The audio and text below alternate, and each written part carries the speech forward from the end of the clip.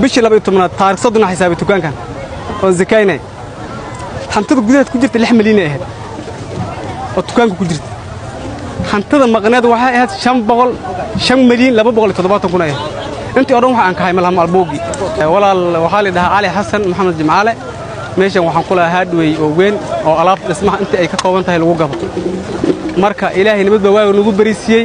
adigu qadir 4 saac ee bar ah ee waxaan ka war helay magaalada ku dhex jira dukaamii way gubanayaan waan soo orday inta ay imaaday meesha oo bil wax laga qabanay aan lahayn ay yimid marka qadir alla dukaamo badan meeshan ku dukaamii ayaga wax ka badbaadin malaha ani buug iima badbaadin hanti iima badbaadin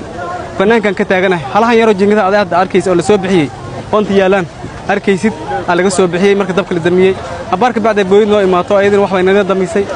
dad badan way soo gurmideen laakiin dadka ay soo gurmideen dab yaa qaban kara bishii 12aad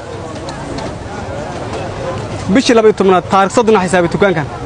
oo zakaynay hantada gudaheed ku jirta 6 milyan ah oo tukaanka ku jirta hantada maqneed waxa ahayd 5 milyan 270 kun ah intii oo dhan waxa aan ka haymal hal alboogi 10 milyan jajab waa ها 4 بلوك كهر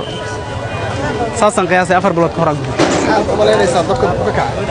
والله هاد أنا مجلس اللي شيء وحال إيه شيء حقيقة إن لو وجهه وناس مقطع شدال لو جذا ميل أكترنا ده شدال كوحالي مقاين هرا لو جذا شدال كوحالي أنتو داتي ودبك سامي دبك سيجاري مركا